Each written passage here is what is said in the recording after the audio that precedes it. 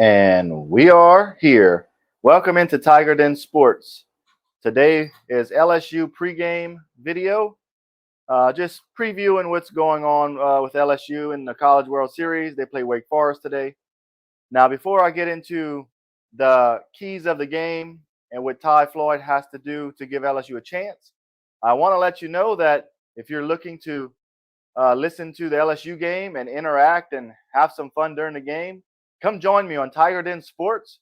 As I call the game, I do the play-by-play on my YouTube channel at Tiger Den Sports at 6 o'clock Central tonight. Y'all come join me. Come subscribe to the YouTube channel, and we'll have some fun. We'll interact while I call the game. So, tonight's game at 6 o'clock, Wake Forest and LSU. I'm going to give my prediction on the score and who wins at the end of this show, so keep watching and hit the like button as well. But Ty Floyd is on. Well, let's go with Wake Forest first. I'm not going to talk too much about Wake Forest because it's not a Wake Forest channel. But I want to let you know that Wake Forest is ranked number 1 in the country right now. LSU and Wake Forest was the only team this season to be ranked number 1. LSU through most of the 80% of the season, Wake Forest the rest of the season. Wake Forest has a great pitching staff.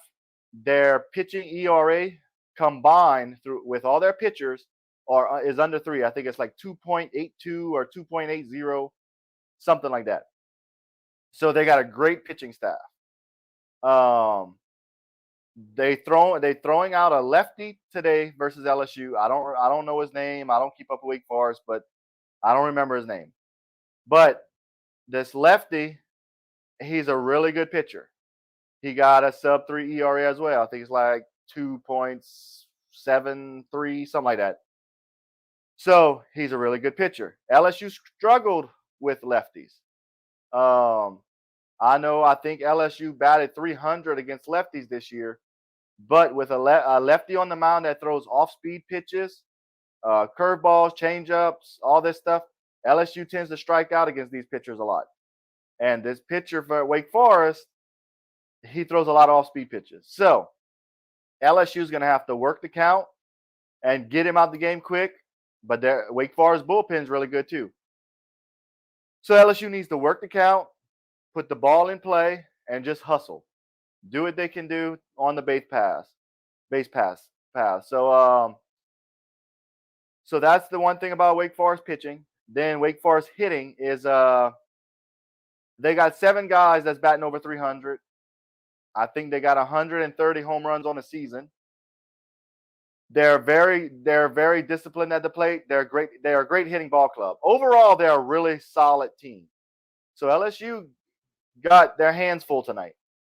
But that's all I'm going to talk about Wake Forest. Now let's get into LSU and Ty Floyd, the pitcher for LSU. Ty Floyd is undefeated this year, which is okay. He's undefeated. Hold on, I got to silence my phone real quick. But Ty Floyd is undefeated. He got one of the best fastballs at 94 to 96. He gets up to 97 with his fastballs. The problem with Floyd is that he relies on his fastball too much. The team starts sitting dead red here on fastballs because a lot of times Ty Floyd cannot control his off-speed pitches. So the key to this game for Ty Floyd pitching for LSU against Wake Forest is he has to control his pitches. LSU and Ty Floyd, if he controls his changeup, if he controls his curveball, he could throw it for strikes.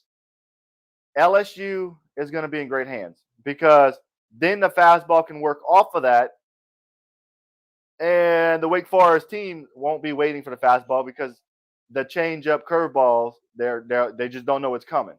But without the curveball and changeups, Wake Forest is going to sit dead red and hit it all over the ballpark.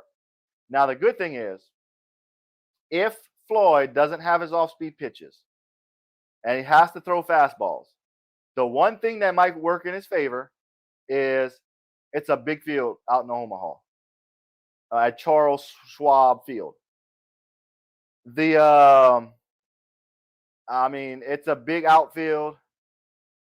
LSU's going to have to play great defense. Floyd gives up a lot of fly balls throughout the regular season. So, if he's throwing fastballs and Wake Forest is hitting it, it might work out in LSU's favor anyway because it's a big outfield. LSU's defense in the outfield is really good. So, all these fly balls might stay in the ballpark but be run down by LSU defense in the outfield. So that's one thing that LSU has going for them this today. The other key is, the first key was Ty Floyd has to keep his pitches in the strike zone, throw curveball and changeups for strike. That's the first key for Ty Floyd. The second key for Ty, where was I going with this? For Ty Floyd is, oh man, I forgot what I was going to say now.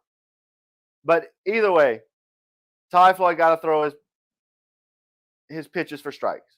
Oh, the second key for Ty Floyd, my bad, is he has to stay in the game a long period of time. I say he has to get into the sixth inning to have a successful start against Wake Forest.